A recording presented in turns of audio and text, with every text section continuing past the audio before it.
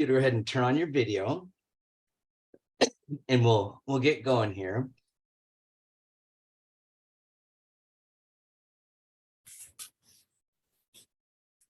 It's also hard for the Findlay folks to, bump in right after they teach, or three is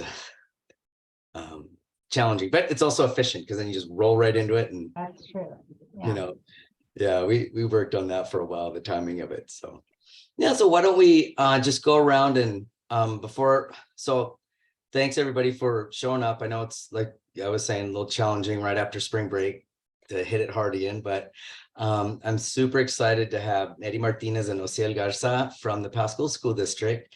They're both biliteracy coaches, and so when this topic came up, they were the first two I thought of, actually. And so before we let them introduce themselves a little bit and give us a little talk, just can you go ahead and tell them how you're related to the Findlay School District, what your position is, and it gives them an idea of the audience here, and I'm sure other folks will trickle in, but at least it gives them a good place to start. So Amanda, you're on a few things with me, so I'll start with you since we've had a ton of meetings together. Okay. My name's Amanda Anderson. I'm the SPED ERR teacher. So I teach 6th grade through transition age 21 at Riverview High School, but I service the middle school students as well. Cool. And you're involved with the union too. So you've Correct. been very helpful with understanding parameters about how all this stuff aligns with union expectations. So yeah, thanks, Amanda. Ashley. Yeah. Hello, I'm Ashley Bowen. I'm a 3rd grade teacher at Findlay Elementary. Last year I taught 2nd grade here, and prior to that was the ELL teacher at the elementary school.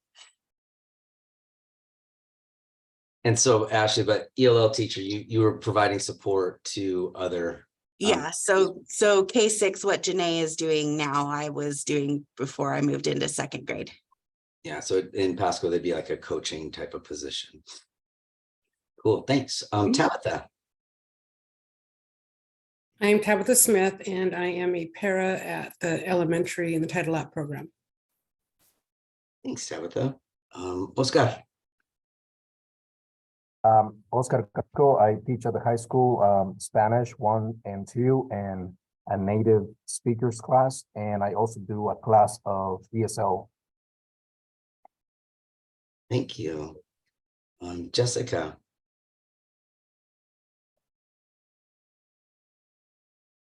Maybe she's not. Oh, there she is. You're on mute, Jessica. Jokes are always funnier when you're not on mute. That's what I tell my students. They catch me all the time. So I'm Jessica Guzman, and I work at the elementary school. It's a bilingual Title Lab para. Thank you. And Janae? Oh, I'm on mute. Sorry. Hi, I'm Janae Bell, and I'm the ELL teacher, which is the multilingual specialist at Findlay Elementary. So glad you're here. Hi, everybody. Okay. Jessica with us yet?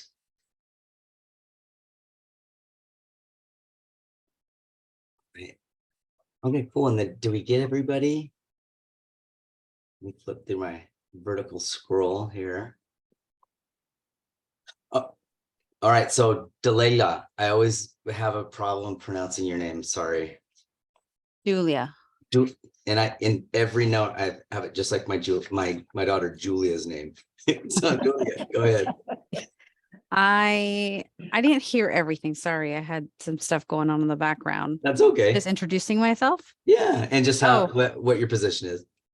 I am Julia Woods. I work here at Findlay School District. I am the fiscal assistant at our district office.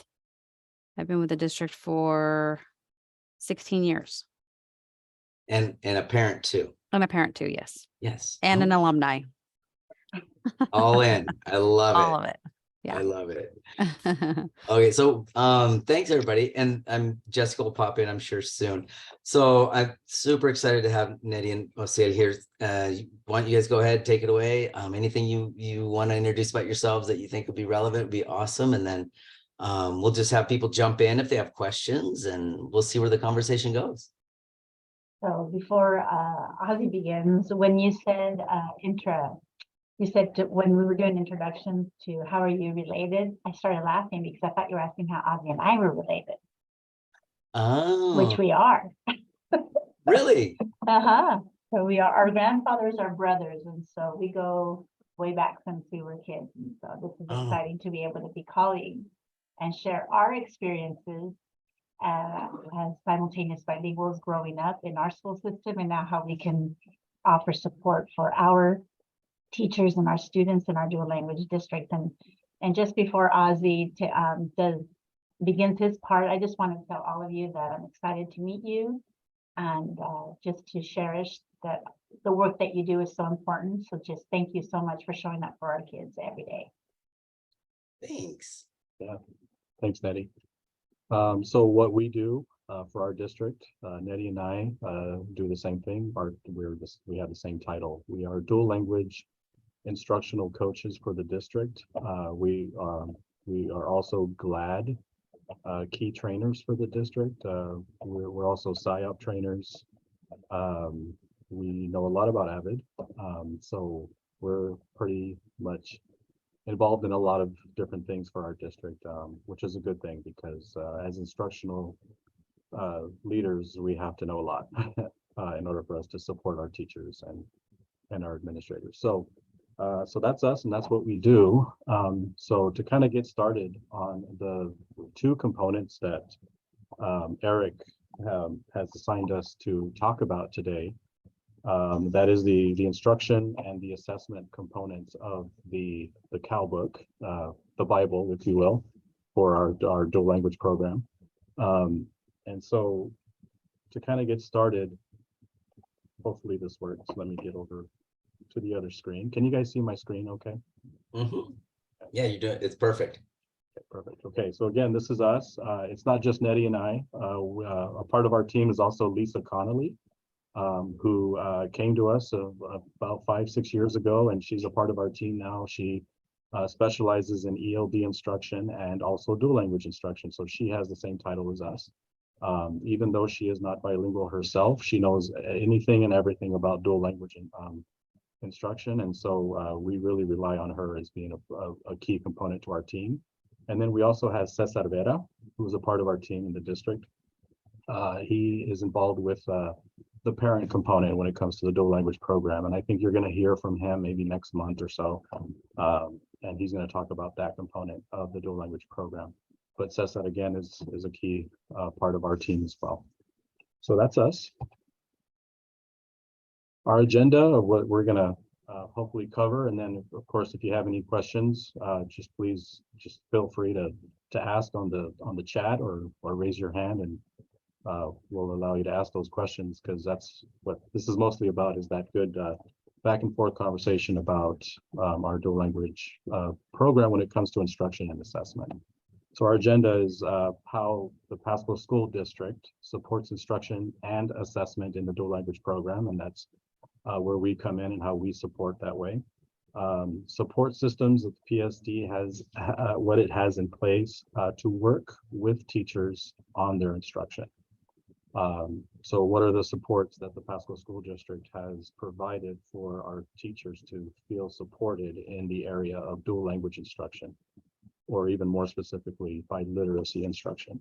And then connecting dual language instructional support to all classrooms and teachers. That's our goal, is to try to connect to as many teachers and administrators and anyone else involved in that key instruction and assessment. All right. So here are some things that we do for our district. One of the things that we have as a resource for our teachers is our classroom Google library, whatever you call it. So we're going to actually get into our classroom here a little bit to kind of share what we do as coaches for our district.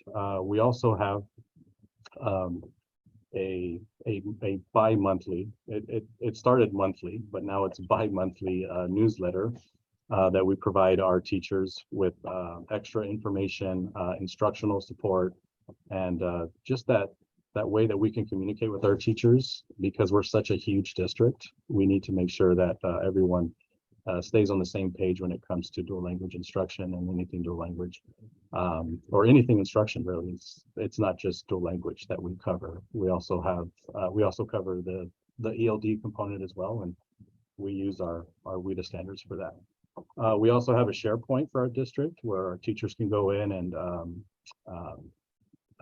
there's just a whole lot of different resources for them to be able to use here, different sentence frames that they can use. There's GLAD units in here.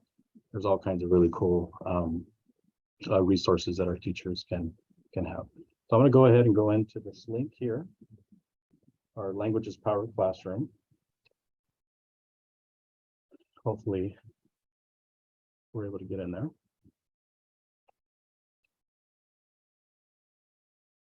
Okay, if not, then Maybe right click it and then say open link. This happens to me all the time.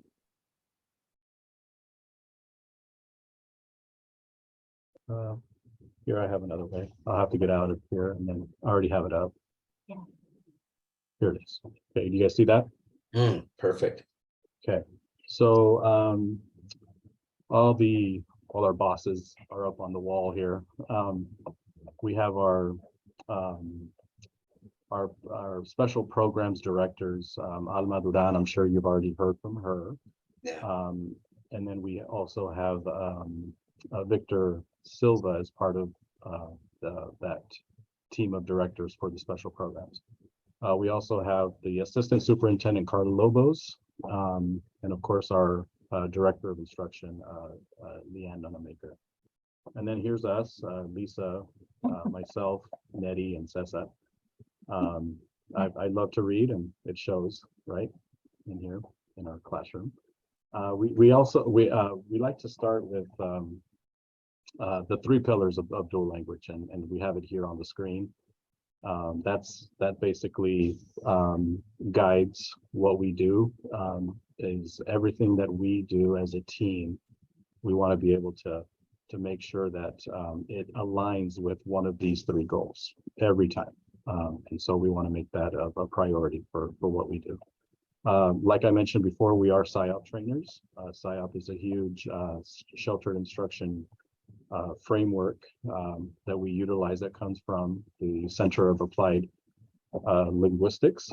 And of course, we are OCDE Project GLAD trainers as well. And we'll go into some of these things to kind of show you what we do for our district. One of the things about instruction that's really key with what we do, and that kind of hits all 3 pillars, is the objective writing in the classroom. We want to make sure, and we're working on this diligently with teachers, having content objectives, language objectives, and cultural objectives in the classroom that are posted, and that students can understand what they are, so that they have that clear expectation as to what needs to be taught, or what is being taught, and what is being learned in each classroom. And these 3 objectives really hit home all 3 of the pillars in the dual language program. The first pillar, of course, being, and I might be preaching to the choir, you guys might already know what the 3 pillar goals are, but the first one is bilingualism and biliteracy. Our goal is for our students to become bilingual, but not just bilingual, also biliterate, where they can read and write as well.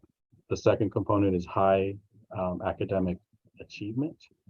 And of course, the last one is the sociocultural component of the dual language program. And so these objectives really hit home those 3 components there.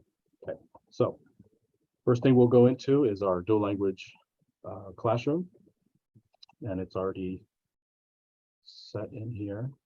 Oh, sorry, my bad. I gotta undo everything. Sorry.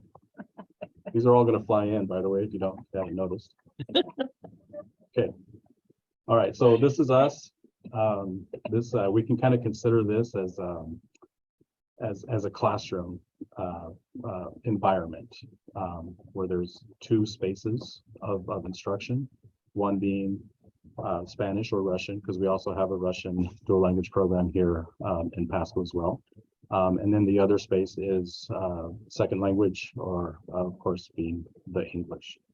And so here are some of the things that is provided for us, or that we include in our goal setting.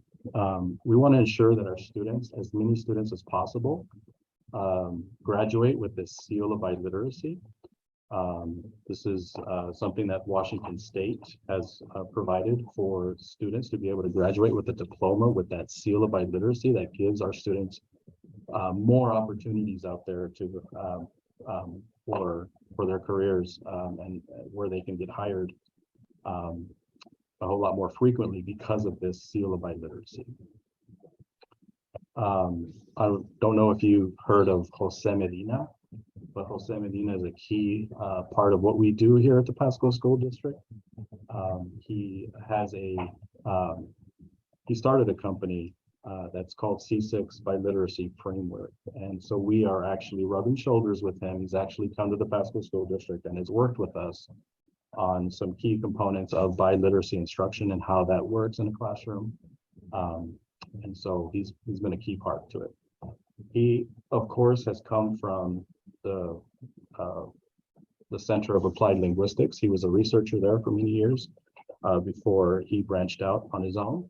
And so he comes with that knowledge as well. He's actually one of the authors of the book that we're talking about right now, which is the Bible for dual language program.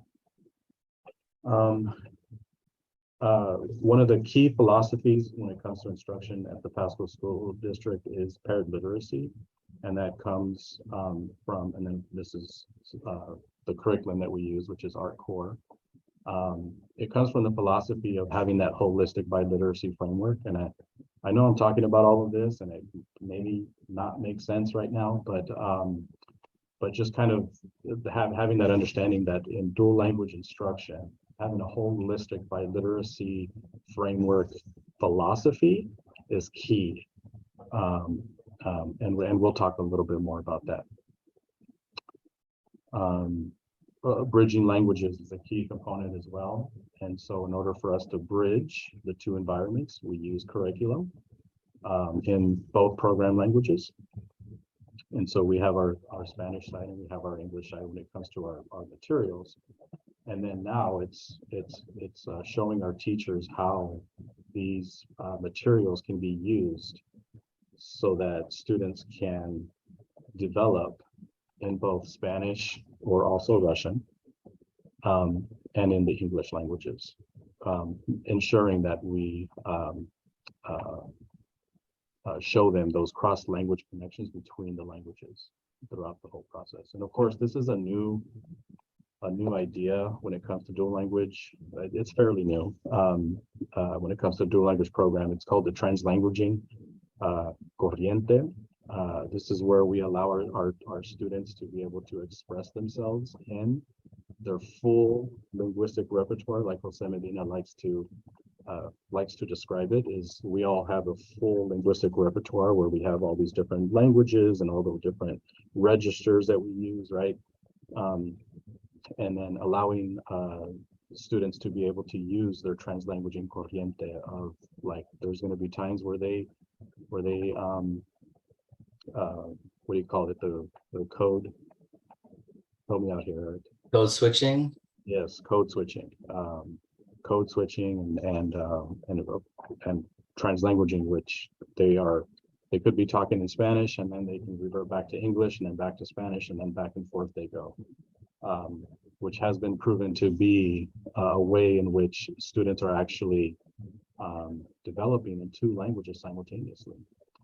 So those are the things that we are a part of and what we do in the district to help support our teachers. English language development is another component that we are a part of as well, and we use the WIDA standards for this. And of course, we have the sheltered instruction pieces the GLAD and the AVID and the SIOP that we utilize to help train our teachers on how to use language during content instruction and vice versa. We have our curriculum that we use in middle school and high school as well. That's EDGE and Inside that we also support our teachers with.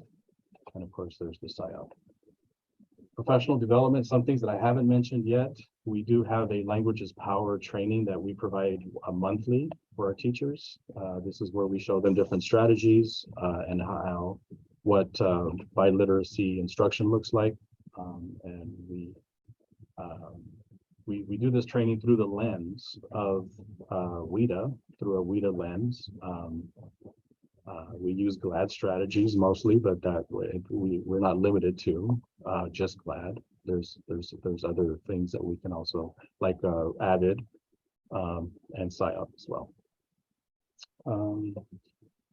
What else do we do? Let's see. We do all staff trainings. So another responsibility that we have is we work with administrators. So if they want us to come in and do a PD all staff, or even in a PLC setting, and even one-on-one with teachers, we co-plan and co-teach with them as an instructional coach. That is a huge part of what we do.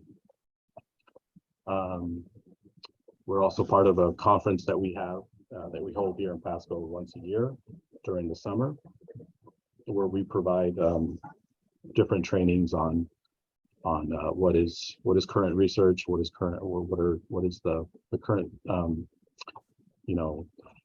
philosophies and initiatives that our district is implementing. And so we use this conference to be able to show our teachers what's coming for the next year and to prepare them for that. We also train paras. I know there's a few paras in here. We train paras about 2 to 3 times a year. Yeah, that's pretty much it. We work with Jose Medina. Cal is actually here currently. Right now, they're going to be here this week and next at our district working with our teachers. So we have a huge role in that as well. Any questions so far?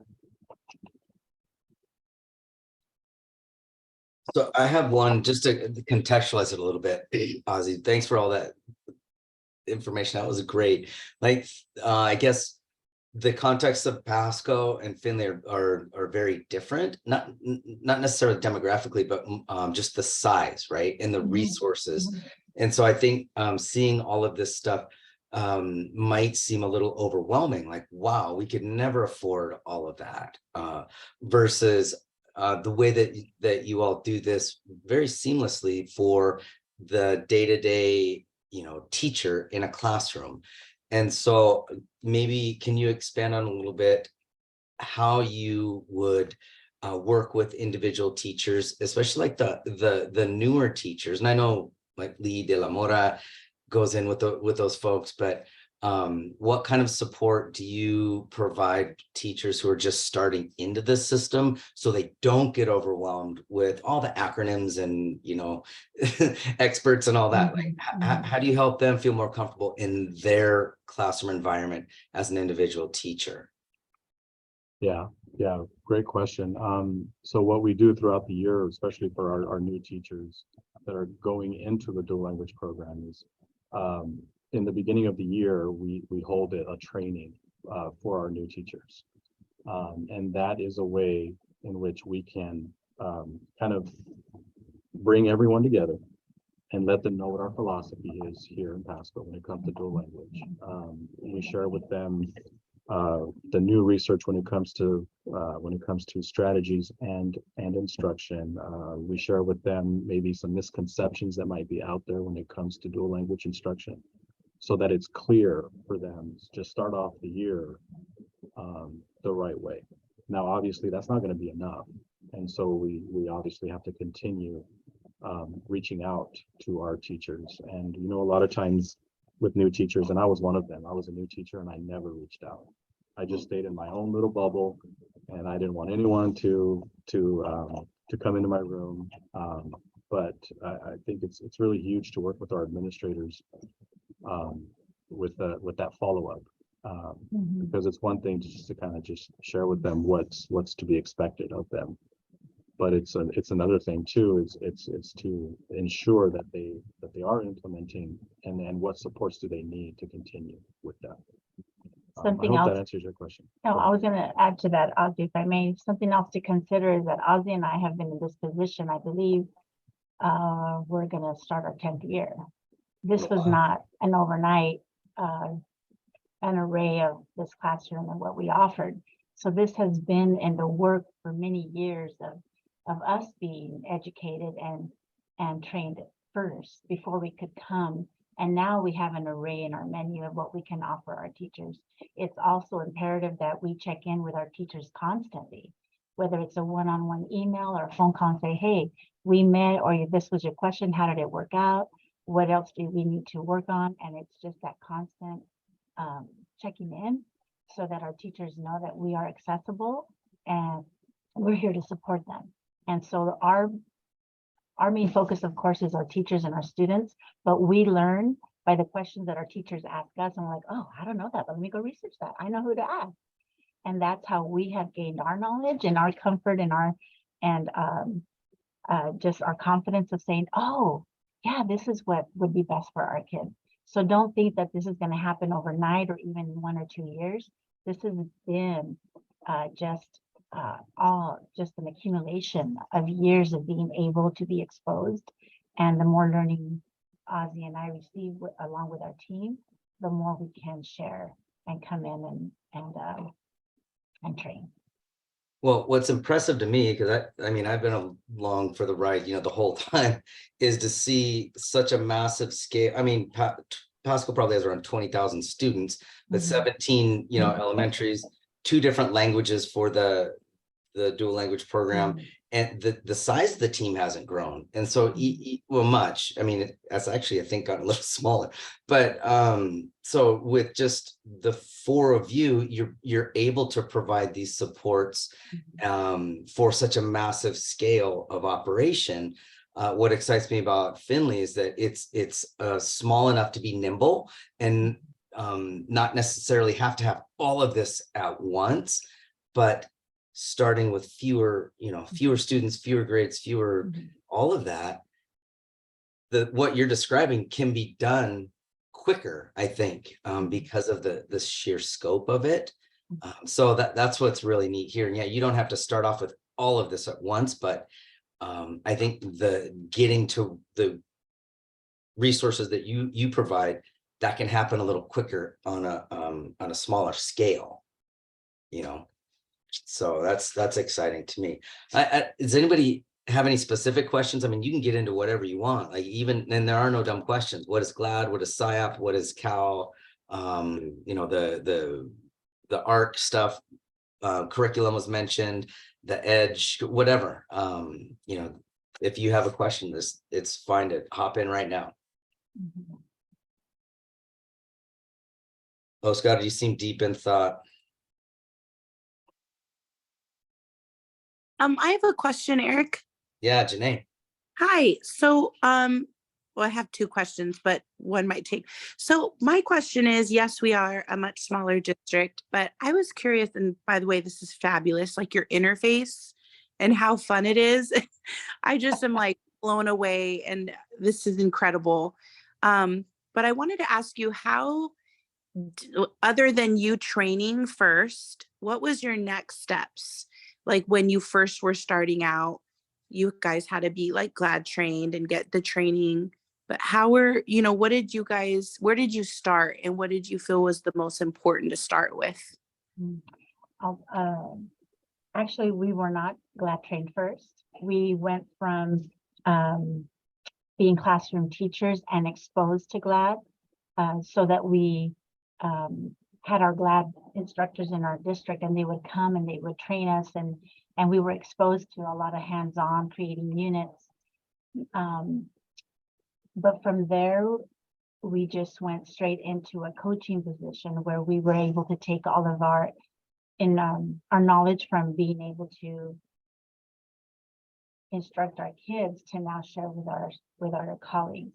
It was a process of being groomed once we were in this position and we saw the need of the validity that we needed as instructors and coaches for our colleagues to see that, oh, they have been trained and they have talked to researchers.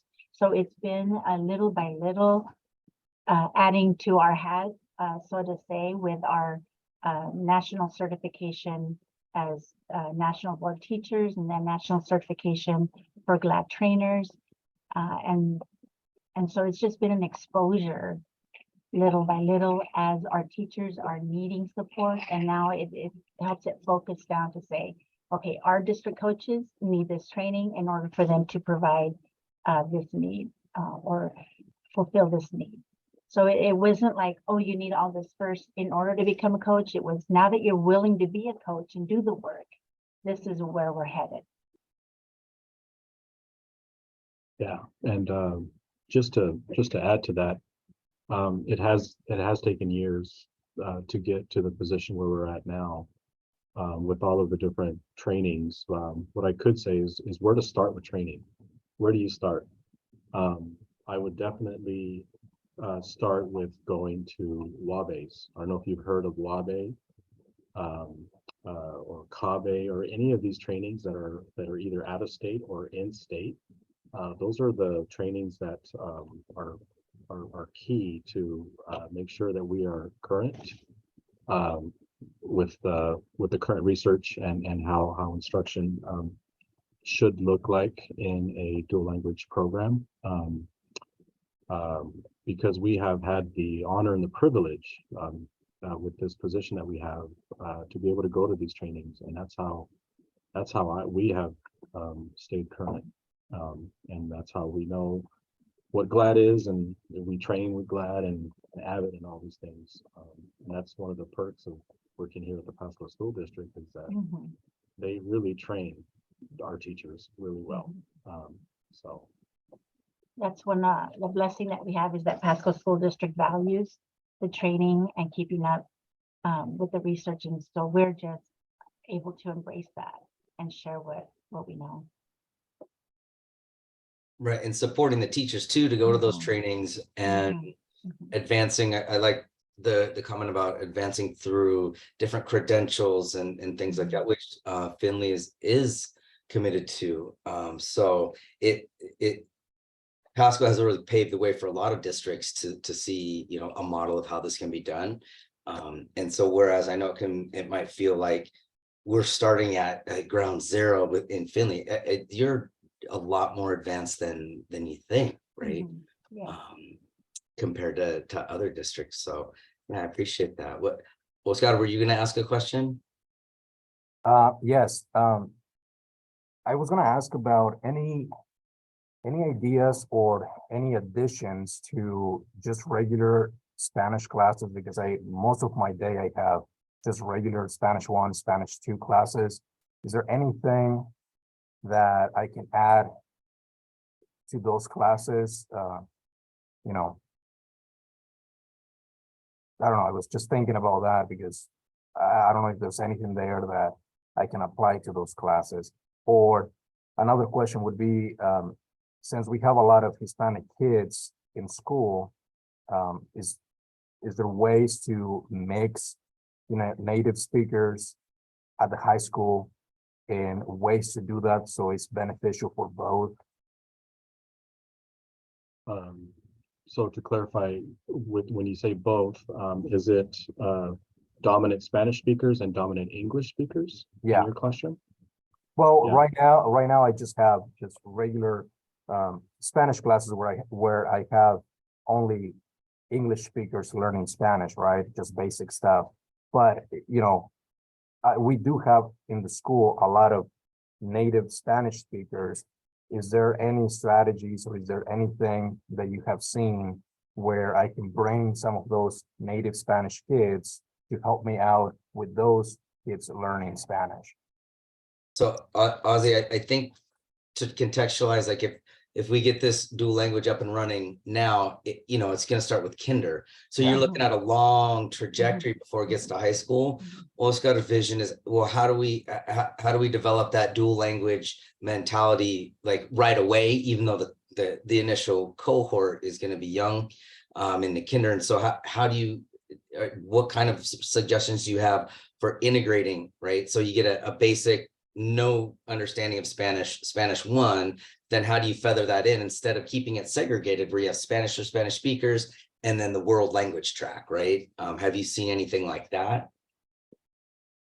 We haven't seen at the high school level, we haven't seen anything like that, but a suggestion would be if at all possible, to have a Spanish 1, Spanish 2 classroom that has Spanish speakers and English dominant speakers that are learning Spanish in the same classroom.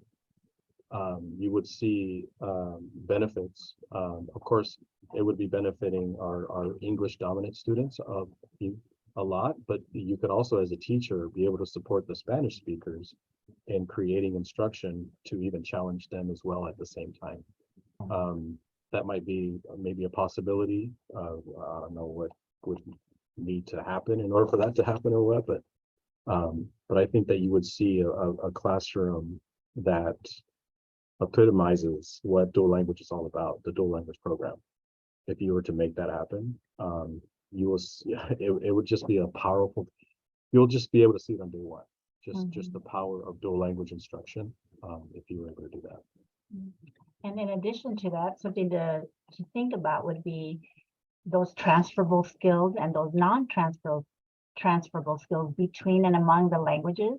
So we are teaching our students in our high school Spanish classrooms conversational Spanish. But in addition to that, think about teaching them how the actual language of Spanish works versus the language of English. And so the kids are making our cross-language connections. And so if you have dominant Spanish speakers and say, oh, en español se dice así, se escribe así, and our English dominant students will say, well, in English, we write it like this. Now let's look, what's the same among the languages and what's different and why? And now you have both worlds coming together and it's making sense and there's meaning to learning and the additional language versus memorizing how to say buenos dias, ¿cómo estás? But now you know why you say it that way, and it's a lifelong skill versus I'm going to pass it in a trimester and then I lose it. So those are the things that maybe you can add, bilingual charts that show the languages represented in your classroom so the students can start engaging in those conversations. Oh, in my region of Mexico, we say it like this and you use another word. Because even within our regions in Mexico and in our states here in the United States, we have different phrases, we speak different, we have different cultures within our own states. And so those are things that we can consider to bring into our classroom as well. Oh, thank you. That was great. Thank you. Yeah, and I can help with that too. Like when we get into this, I do a Spanish 101 class for CBC every quarter. And so the way I try to advocate for Spanish, because they usually want Spanish speakers to take a Spanish for Spanish speakers class. So what I do is I focus on Spanish speakers in the 101 and the English speakers have to catch up, right?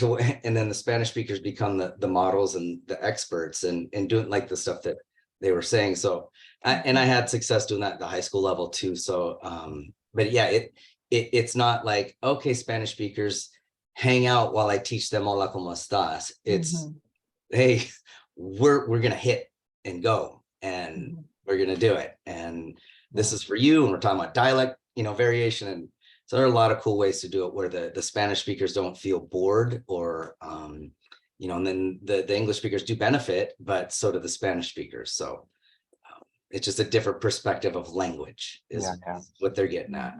And it's very similar in dual language, right? So cool. Perfect. Thank you. Yeah, cool question. Anybody else?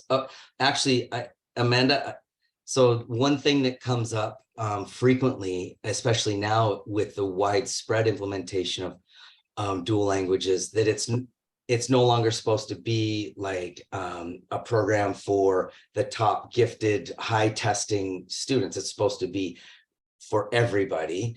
And so you have to have supports ready for working with students who have special need requirements, right, or accommodations. And so I was just wondering if Ozzy or Nettie, if you had any suggestions about how you provide, or how Pasco, maybe not you, how Pasco provides supports for just regular classrooms, they're dual language classrooms, but for students with special needs, so that they're included as well. We have been asked this multiple times by our teachers, and we go to our researchers, and research shows that our students with special needs benefit from a dual language environment. And it's not that we're going to teach them any different. They are capable of using the 4 domains of listening, speaking, reading, and writing. And then there's a 5th one from Dr. Medina, that's metalinguistic awareness, where you're thinking about how the language works. And so there's a difference between having a deficit of maybe how I learn something versus being intellectual. Intellectually, our students are high and very well above level if they're given the chance to be able to think about their thinking and share their thinking. So a lot of times we really focus on grade level work, and we like a recall or a comprehension, very low level work. When if really we ask our kids to think outside the box, they are able to articulate. So Ozzy and I had the opportunity to go into a special ed classroom and do a little lesson model. And our teacher was concerned. She says, well, they're are bilingual students, and they really, they don't retain information. So I'm not sure how this is going to go. We were there for 3 days in a row. And yes, day 1, we went in with our biliteracy strategies, the reading, the echo reading, the answering questions and connecting. But as the week progressed, the student that did not speak, and in his IEP said that he didn't retain, didn't have a conversation, as he felt comfortable and he was allowed to think in the language of his brain and in his heart, he was able to articulate. And he started articulating in Spanish and automatically translating it into English. This is all special ed, high need special ed classroom, all students. And we saw the power of being able to come in and provide a dual language environment where our students are able to think and respond in the language of their heart, then ask them to do the transfer, and they are able to do that. So if those students who are labeled were able to succeed, why not everyone else? Because it's not about what they can do for you right then and there. It's giving them the opportunity to think outside the box and use their intellect to connect, to analyze, to synthesize, and most important, share their own experiences so they're engaged, and now it makes sense to them. There's meaning to what is being taught. Yeah, that's great. Anything else to add to that, Ozzy? Yeah, I was actually going to mention the same thing. I remember going into that classroom and observing the students the first day, and it was hard for them to really retain what we were instructing. But as soon as Nettie started speaking their language, it was like a light bulb just went up, and their brain just totally shifted. And then they were able to retain information because they were able to articulate it in their first language. We saw a night and day difference between day 1 and day 2 and 3. Day 1 was really just kind of getting to know them, and then realizing that they were kind of stuck on a like, they just didn't know how to articulate themselves because they didn't have the opportunity to language in their first language. And as soon as that happened, I remember looking at Nettie when it first happened. I was like, wow. And it was just basically, it was simple too. It was just showing them pictures and telling them, oh, what is this? How do you say this in Spanish? Oh, this is how you say it in Spanish. Okay, now this is how you say it in English. Simple things like that really make a huge difference. So, yeah. Well, and that's one of the hot topics right now in bilingual education research is the intersectionality of all the different ways that students engage with content. And when you give them that metalinguistic awareness, I forget what you said, Jose Medina said, but metalinguistic awareness is how language works. And no matter which language of instruction they're exposed to, if they can make those connections, and then we're going to talk about assessment, but then they can articulate their understanding of what was happening or what the instruction is through the language that they're most comfortable with, that demonstrates that they're making those connections and understanding whatever content, you're trying to put forth. So yeah, that's a big, it's a cool area that I'm not an expert in, that I've had the pleasure of learning, a little bit about over the past couple of years. So I don't want a dual language program to be considered like a gifted program. It should be there as a resource for everybody. And I think that's one of the first questions that comes up. So Amanda, did you have any questions concerning that? No, just kind of a comment.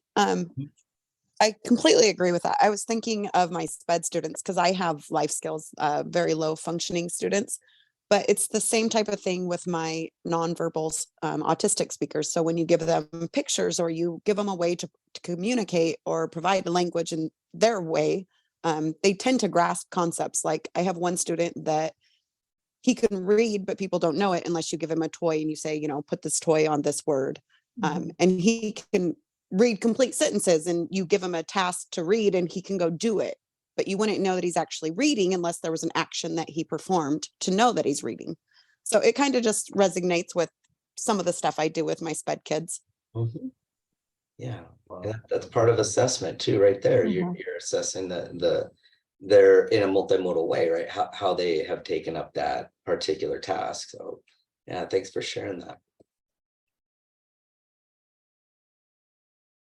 So principle 1. Betty. Yeah, so we'll be sharing with you how our Pasco School District, we have been able to incorporate component 3 and 4 with our teachers. So principle 1 simply says instructional methods are derived from research-based principles of dual language education and ensure fidelity to the model. As you will see in our next slide, it'll show the researchers that we have been given the blessing of working with. Literacy Squared, Doctors Kathy and Manuel Escamilla and Sue Hopewell. They worked with us 5 years, and we got to rub shoulders, and they were here in Pasco. And I was still in my classroom when they came, so they were the enlightenment of my dual language career and its initiation. And those are the researchers that are basically always referred to. As we work with other researchers, it's like, oh, Doctors Escamilla and Literacy Squared. Because these are the researchers that have really gained the information of how to teach a dual language program. Dr. Jose Medina, we have worked with him this last year.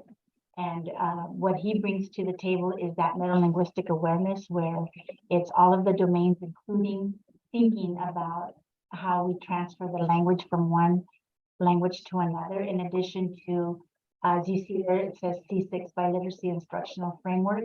He helps us organize how to write our objectives, especially our language objectives, to have our kids be able to express their thinking and understanding. At the bottom right corner, Karen Beeman and Cheryl Yoro, teaching for biliteracy. We have been trained in one of their sessions as well on how, if you are working with a partner teacher, how that would look like, who teaches what subject, and the time allocations for that, and sharing kids, in addition to sharing charts that you create with together. And then, of course, our translanguaging guru, Dr. Ophelia Garcia. We have all of these books in our office, and these are the reads that we get to do and go back and all the research. So everything that we've been able to incorporate, we have worked side by side with Biliteracy from the Start for Literacy Squared, Dr. Medina, and of course the Center for Applied Linguistics, or CAL. And everyone else we've been exposed to their trainings, and we keep up with them constantly. In addition to that, how do we stay up with our training? We continue. In our next slide, it'll show the different opportunities that we have to stay current with the research. So Ozzy mentioned our WABE conference, the Washington Association of Bilingual Education, and I see that someone is like, yes, I'm going to that. Well, you'll see us there. We'll be there as well. La Cosecha we attend, that is in New Mexico, the Dual Language Education of New Mexico. Association of Two-Way and Dual Language Education, and CABE. Those two, we have had multiple virtual trainings that sometimes it's every Saturday for 2 months, or it's just a few nights a week, but these are all of the trainings that we are constantly signed up for to be in current with the research and how to continue our dual language program. When it comes to time allocations, we have learned that in our Pasco district, we are in the 80-20%, which means that our kindergarten and first grade students receive 80% instruction in Spanish, 20% in English. Third through fifth grade is a 50-50.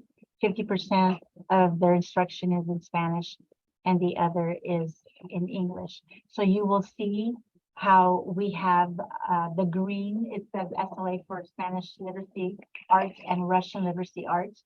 And this is an idea of what we have been working on with our current program to help our teachers see the time allocations for each of their subject matters and then how it would progress.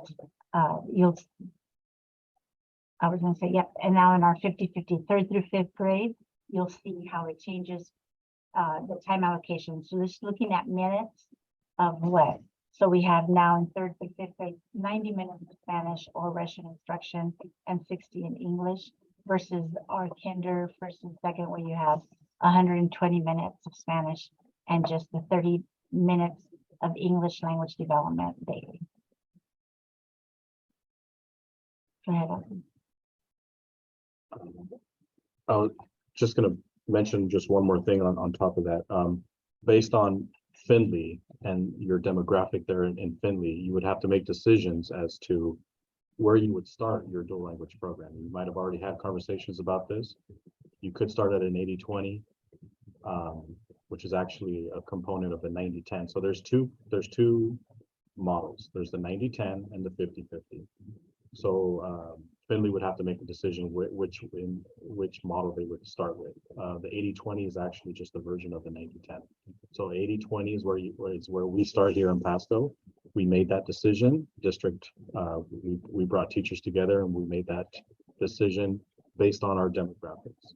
So you would have to really take a close look at your demographics and what model would work best for your demographic, depending on how much interest you are getting from English dominant speakers versus Spanish speakers. Well, Spanish speakers they're all going to go in, but the interest of the English might have something to do with your decisions. It's also the Spanish speakers that are coming in. You have to also try to consider that are they Spanish dominant? Are they simultaneous? Or are they even English dominant? Because we are getting students that are third, fourth generations in. Me being one of them, I'm a second generation, and I actually grew up learning English. I mean, I knew Spanish, but my dominant language was English.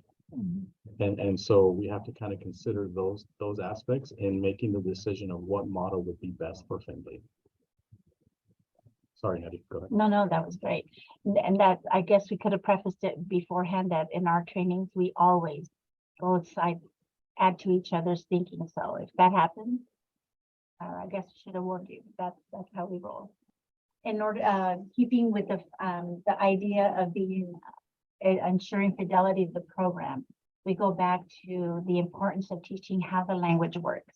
And as you see in this graph here, it's or this image, it goes, notice how when we learn language, we start with speech and sounds, which is connected to phonetics. We go into the phonemes, the phonology, what we hear, into words, and then the phrases and sentences that also now extend into literal meaning of phrases and sentences, and then the context of discourse, how we communicate. Just thinking about our own babies as they are growing, you know, how they imitate and they just make sounds. And we never think, oh, they're never going to learn the language. They're just going to mimic and they're going to imitate and they're never going to be able to articulate their thoughts. We never think that of our own children. So the same freedom of mind with our students. If they are developing their listening and they're speaking first, we have to give them 5 to 7 years to be able to acquire a second language for them to be able to communicate. So don't expect that our students go into dual language in kinder and oh my gosh, they better be speaking at the end of the year, they should know everything already. It takes 5 to 7 years to become bilingual and biliterate. So this is what we'll notice. Just like our babies, they start with just mimicking sounds and then babbling and then words to phrases to sentences. Same thing when acquiring a second language. So how to be faithful to the fidelity of the program is to be able to understand that this is how our students will show progression of acquiring a language. The next slide will show examples of how we are teaching the language side by side. So the students are acquiring not just content language, but also the rules of the language. So on the left, it'll say escenario setting. So we want our kids to be exposed to the academic language in both. However, and probably most important, is how the language works, how you say it in one versus the other, and then you start with the punctuation, with the structure, the syntax. And it's very important for our students to know how the language works in both. The following are just going to be examples that we find in classrooms where we can always start with cognates. So students are able to see the similarities among languages and differences. And then on the right side, you'll see actual sentences to show the structure, la camisa roja, the red shirt. Why do we say it different? How do you say it in one language versus the other? And then always having that conversation. How do you know? Just a quick connection to that. My daughter is in a Spanish 2 class. I think she's Spanish 3, maybe even. And what's not happening in that classroom is this. And how powerful would it be for because my daughter is English dominant. Oh, my bad.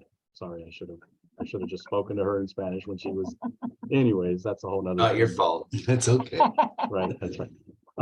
But again, if the teacher was showing them side by side instruction like this, she would pick up on Spanish a whole lot better for sure. And just to piggyback on that, our education career did not aspire us to let everyone know we were bilingual. Unfortunately, when we were in elementary, middle school, and high school, we were told that we should not speak any other language but English in the classroom and in the schools. So immediately, as a kindergartner, I already knew, oh my goodness, don't have an accent, don't let them know you know Spanish, and make sure you are you're a very good girl.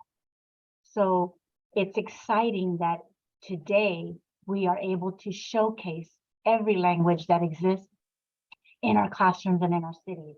Pasco alone has 32,000 languages. 13 of those are in our classrooms. And so that is something that is just exciting for us that unfortunately Ozzy and I didn't have the privilege of being able to practice our bilingualism. Therefore, we became dominant English speakers because of our environment. But today we no longer do that with our kids. We expose every language and celebrate it. And we want to elevate it together side by side because it's an amazing thing. So just the side by side syntax, another quick example of teaching our students what goes where and why, so that they are practicing and those skills that transfer and those that do not transfer become an automatic thinking for their learning. Our next principle says instructional strategies support the attainment of the 3 core goals of dual language. For Pasco School District, we have developed our 3 goals of dual language for our 3 columns, and you will see in our next slide how they have been developed, and now we are making posters to post in our classrooms and our buildings. We encourage our teachers, based on Dr. Medina's trainings, that the very first week of school, we create these columns with our students and train them and teach them what each of them signifies and how it would look in the classroom. In addition to that, then this poster is posted in the school. So our community walks in and they're like, wow, there's going to be more than one language in this building and it's going to be celebrated. It's going to be wonderful. And so as of today, we have Russian, Spanish, and English because those are the programs that are set. But can you imagine having 13 dual language programs to represent all of the languages that are currently in our district and then just keep increasing? So we tell our students, go become teachers so that we can have more dual language classrooms of different languages. So it's exciting. This is how we are able to attain the 3 goals of dual language for our district. And just to answer a question that's in the chat, as far as our team, I am bilingual. Nettie is bilingual. We're considered bilingual and biliterate, excuse me. And Cesar Vera is also, but Lisa Connolly she's actually fabulous and monolingual, but she knows anything and everything about dual language. So she's a great resource for us as well. So my point in saying that is that if you're not bilingual, you can still have a huge role in the dual language program. So please do not shy away from being a part of this process because you can be fabulous and monolingual and still have a huge role in what we do in dual language.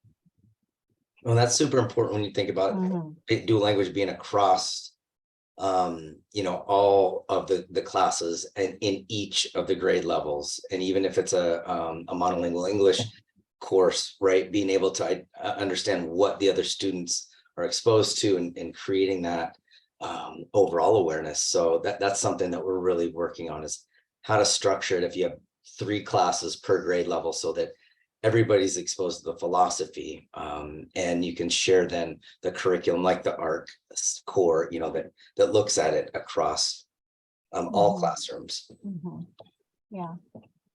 We'd like to give you some examples of what this may look like. So for our first column of bilingualism and biliteracy, you're okay, go ahead. You'll see our strategies. These are our biliteracy strategies that we implement in our classrooms and we train our teachers with, and it comes from Dr. Medina, Doctors Kathy and Manuel Escamilla and Sue Hopewell with the biliteracy from the start.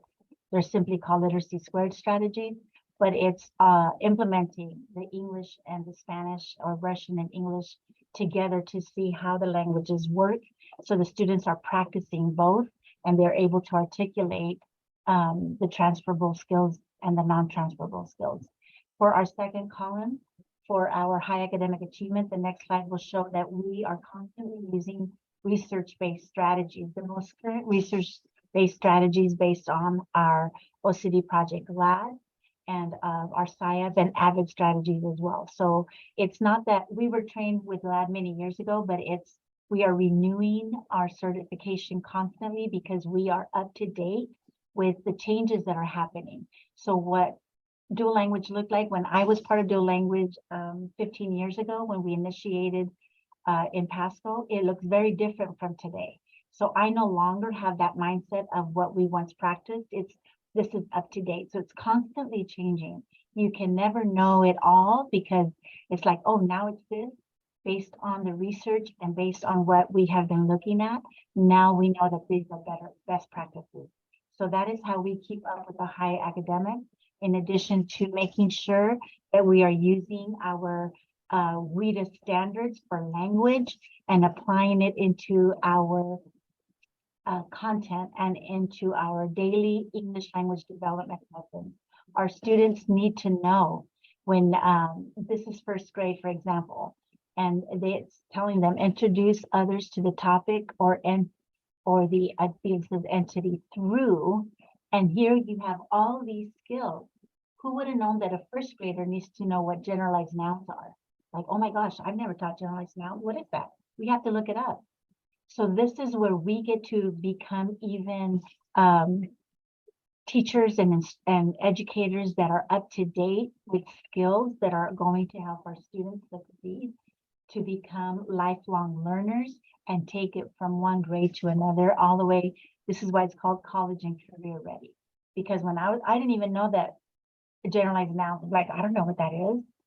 And this is first grade. And so I'm thinking, when I was in college and now all my certifications, I don't go by generalized nouns. But now this is so exact to what we need to be teaching our students, that we're exposing them to the world and preparing them for college and career readiness. And then, of course, our third pillar for social cultural competence. We always have heard, unfortunately, we hear our educators say these kids don't know how to talk. They don't talk right. They don't say things right. We have been exposed from Dr. Medina the importance of a continuum, how we value every language that our students bring to the table, and we don't label them. We know that we have a social register and we have an academic register. We are practicing our academic register today because of the environment that we are in and our audience that we are in. But as soon as we go on break or we're going to be done, our register will change because we're exposed to different registers. So how powerful is it to acknowledge the language our students bring to our classrooms? And we can show them a continuum from very social to very academic. And it's like, oh, you say it, that is a great way to say it. You want to learn another way? And we would show them an academic, and now the student can come and say, ooh, so would you put it in muy social or muy académico, or is it somewhere in between? And now we are exposing our students to the different registers of language to know what to use and when. Because depending on our audience and depending on where we are, we know now what we feel would be best to use according to our environment. So that is how that is to value the different regional languages that come from, we talked about it earlier, come from different regions of Mexico and even the United States, and our responsibility to learn from the different parts of the world that our students are coming from, and just going back to that valuing and embracing everything that our students bring to our classroom. For example, how do you say bike in Spanish? Well, when I grew up, it was bica, right? But the term is bicicleta, right? So I would say bicicleta in an academic setting because that's how you say bike in Spanish. But other people use bica. When I go yard selling with my dad, we are not yard selling, we are yarceleando. Because we are mixing the two languages together, and I get to talk like that with my dad, and we get to joke around about it, and it's really cool because that's our social register. But if I was in a classroom, I would take that yarceleando and I would put that on this chart right here, and I'd be like, that's your social register. I love it because I talk like that with my dad too. But this is how you say it over here. We say yard selling, or I don't even know how to say it. How would you say yard selling in Spanish? Without, because I only know it as yarceleando. Is there any way? Yeah, a venta de yarda. It'd be like There you're you go. selling your yard. Perfect. Yeah. No, that'd be fun. Yeah. So This so is important. Like, I have 2 students doing their student teaching in Mérida in Mexico right now. And when I went and did my observations of them a couple weeks ago, they were really like overwhelmed with the way their students would laugh at things that they would say. And I said, instead of getting overwhelmed, this is a good opportunity to teach them about dialect variation and this kind of stuff, but also regional stuff. Like in Spain, you would bicicleta is a bici or a bici, right? And so it's not that it's just, oh, in the US, we say things funny or it's all social. Sometimes you do use those in an academic way, and it's just a variation. And so it made them feel better, but it also helped their students in Mexico, like, understand how language is different. And so, Ozzy, I like the way you were putting that. Like, yeah, you can chart those things and make students feel validated. So yeah, that's cool. Yeah. It is pretty cool. We no longer say así no se dice, or you don't know how to talk right. No, that is beautiful language, and we're going to validate it. On to component or principle 3, instruction is student-centered. Currently, Pasco School District has adopted our ARC material. And as we are perusing through it and learning more about it, we find that this material here is student-centered based on the structure to promote self-direction for our students. And in addition to that, it's also to promote self-direction for our educators. So it's not a script, this is what you'll say, this is what you'll do. It gives you the idea and the skills and the liberty to say, ooh, this may be a text that they recommend, but I really have one that I want to use because it's all about skill-based. And we have found that it has really engaged our students as learners. And we are excited to continue with this dual language material. Our principle 4, instructional staff effectively integrates technology to deepen and enhance the learning process. Again, technology is always embedded in the materials that we have adopted, not only for our elementary, but including our middle school and high school. Technology is very important. We also have our virtual learning center as well, where we have I know we had like 2,000 students that decided to stay virtual and distance learning. So yes, very important to be up to date in our virtual technology as well. Including different platforms that we all learned to use during the pandemic. Mhm. That could also still be considered as what we do in the classroom as well, Mhm. especially when they take things home. They can use these platforms as a tool to be able to continue their learning at home. Absolutely. Just to check in, we have about 15 more minutes. I know the assessment one's a little quicker. I just It wonder. is. But yeah, now that we've gone through this, just to check in, yes, questions, concerns, comments. We don't know the answers, but I hear Dr. Johnson comes highly recommended. I'll just send you guys emails after. I have another quick question. I'm sorry, it's like burning. Yes, Renee, go ahead. I have a 3-year-old and a 6-year-old, so life's crazy. So I'm trying to multitask right now. Thank you guys so much. I had a question about, and I love your culture objectives. I was wanting to see if you could just explain that to me because, you know, I work every day with our K through 5th grade. And I'm noticing, especially in the upper grades, when I first came into the role last year, they didn't embrace their culture. And it was like they were embarrassed. And it broke my heart because I'm proud of where I come, you know, and I just want them to be proud. And so with the WIDA standards being new, I know that that's a one of their big part of their framework is that cultural, you know, it's an asset. And so I would love to hear about that.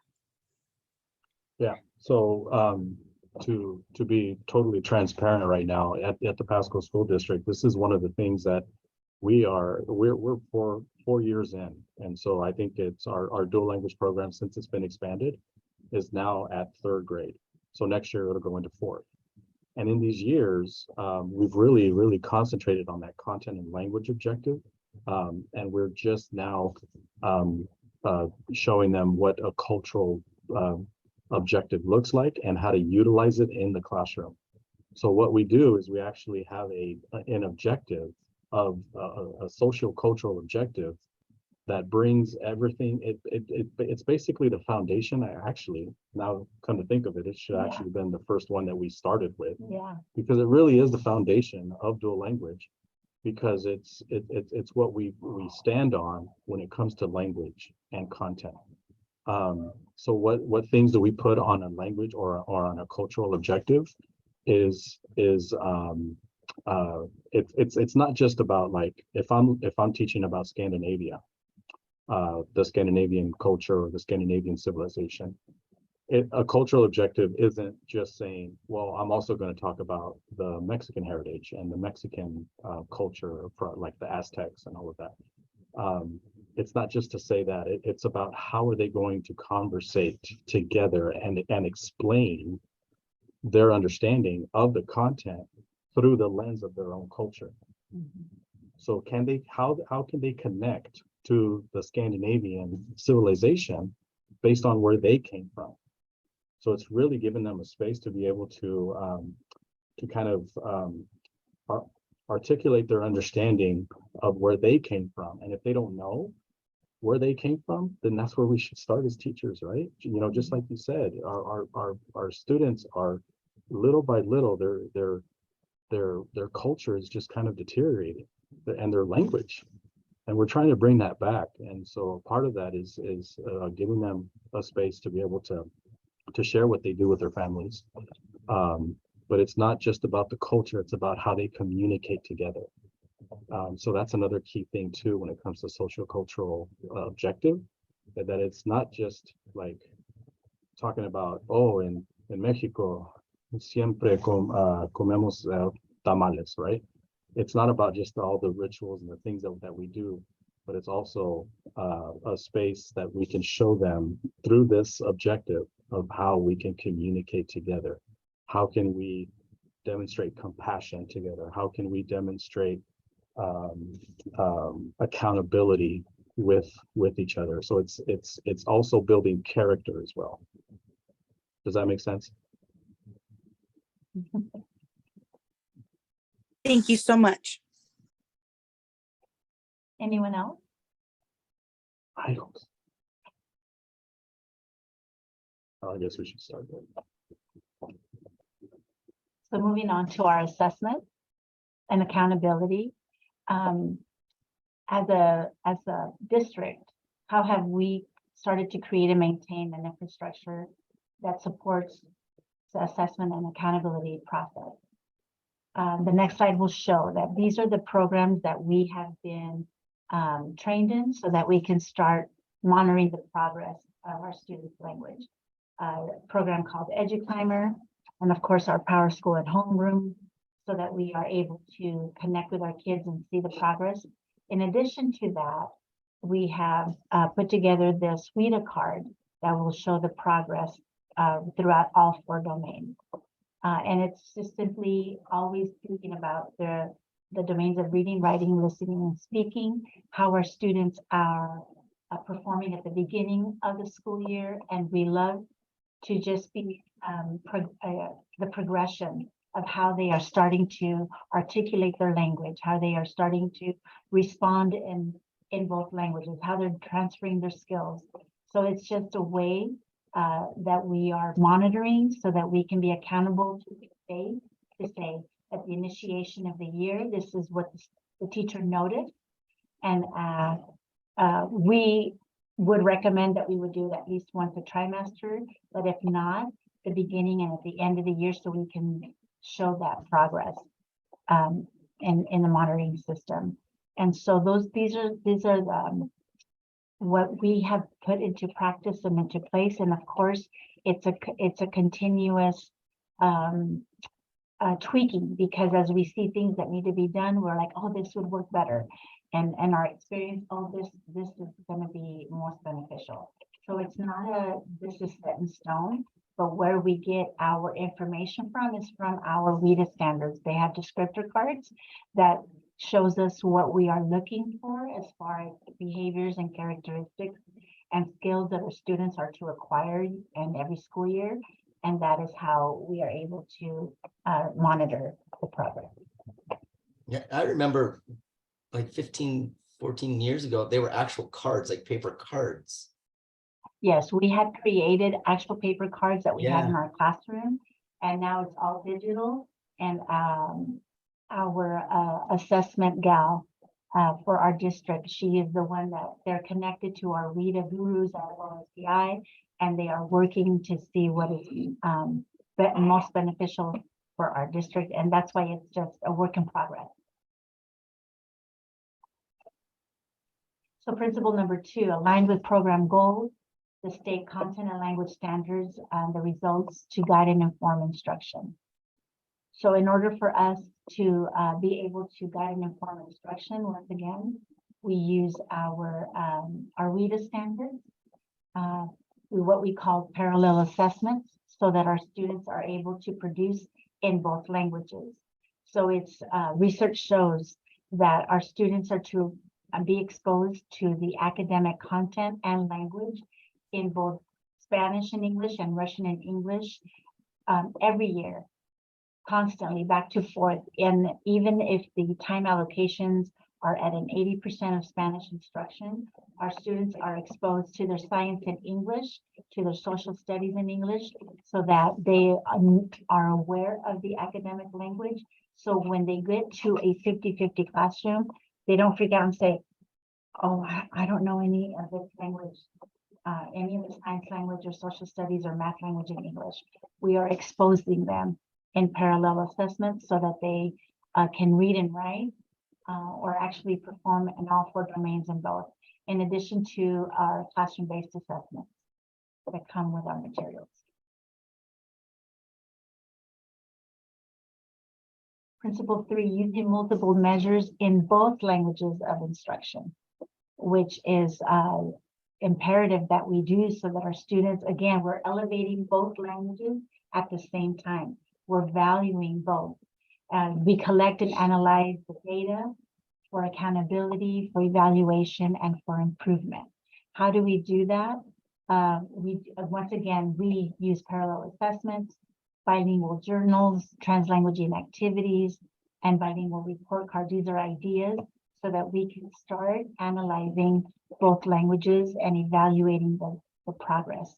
The next slide will also show the different assessments that we use. We use the STAR for reading and math, the Smarter Balance, and with our art material, the ERLA and the ENIL. And all of this is used for our data management. And then for our program goals and state achievement objectives, we measure that. Of course, our WIDA, we talked about our WIDA cards, but most important is always keeping the language domains in mind. Our students are to read and write, listen and speak in both languages, in addition to the meta-linguistic awareness, making those connections, thinking about the language, thinking about my thinking, and understanding how both languages come together.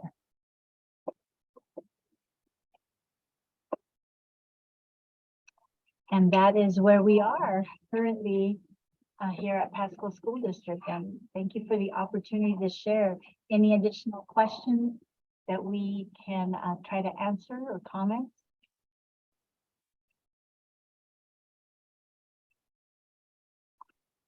Just to kind of talk about the assessment too. Think of the power in a classroom where you can share with their parents, your students' parents, a side-by-side assessment showing them, hey, this is how they're writing in Spanish and this is how they're writing in English. They are here in Spanish, but they're here in English, and this is what they need to improve in their English or their Spanish. So providing an opportunity to show parents a side-by-side assessment of Spanish and English and talk about the differences in which where do they need to improve and in what language. There's also another assessment that we haven't talked about yet either. And this is the Spanish and English, but there's also a third one that are there assessments that really assess the student's ability to be able to transfer from one language to the other, where we give a student like maybe a sentence or a paragraph for them to be able to translate. Can they transfer language? How comfortable are they going from English to Spanish and Spanish to English when it comes to translation, or when it comes to knowing how the language works? That is another thing that is kind of coming down the pipeline of instruction when it comes to dual language. Is something new. It's something that our team is really working on providing our teachers with that information of like, here are the different types of assessments that we really need to make sure that we utilize in our classrooms, not just to show parents, but to inform our instruction as teachers. Mm-hmm. You know, so at our parent conference a few weeks ago, it was fascinating because I understand all this stuff, but I'm just thinking as a regular person, it can be shocking. My daughter's in first grade and she's English dominant. And so it's fascinating to see, okay, she's in the 55th percentile in Spanish language arts, and then English, it's like the 15th or 10th, right? But that makes sense. What I think would give parents a scare is when, like, my daughter's in the 87th percentile in math in Spanish and the 20th percentile in math and English. And then you're like, oh my God, she's not learning math. Yes, she is. Yeah. But the way that I can see, or we have to prepare to communicate that to parents is the content is there, like the mathematical operations are there. Mhm. It's probably just like the way the language or the questions phrased in English, she's, still struggling with English, but that English literacy hasn't been the focus. And so Right. those little things are really neat for me to see, like, Mhm. oh, my daughter's doing awesome in math. I don't really Mhm. care if she's not doing awesome in math and English, because she will. Right? Yeah. But those side-by-side analyses are really neat. So I have all that I can go through, as we progress through these workshops and stuff. I'll show those examples, and even the WIDA and how being an English dominant student, how WIDA frames her language. Well, she's technically was classified as ELL because anyways, because she was a Portuguese speaker when she was a baby, but she's not. And so, she still takes all the tests. So I'm in heaven. I get to see everything. I get to see it, and think about what parents would be concerned about, and from both sides of it. But I really appreciate the description of that process and how you use those as tools, not just for the parents, but Mhm. so that teachers know, all right, the math is there. Maybe we hit some bridging with math literacy a little Mhm. heavier. And so And one thing to consider is to trust that it works. Our very first group of kids that went through the dual language program almost 20 years ago are now dual language teachers for the Pasco School District. Yep. So, and the research has just gotten better and better. I got to be a 5th grade teacher at that time, and to see my students now be my colleagues, it's just exciting. neat. So it's just getting better and better. So yes, it's not going to be easy, but we trust the system because it works. We have the entire world with their stories and testimonies that it does work, and it's exciting. And I'm so excited that our neighbors are joining hands with us. It's awesome. So it's 4:30, and I gotta honor everybody's time here. Nettie, as always, I greatly appreciate you and what you do for not only the students and the teachers in Pasco, but also the way you share information with me and help teachers in other districts. So thank you so much. And I'll follow up with any questions that others might have as we go along. Okay. Absolutely. Thank you, everyone. All right. you. Thank you. We'll see you in a couple weeks, everybody. Okay. Bye-bye. Bye. Bye.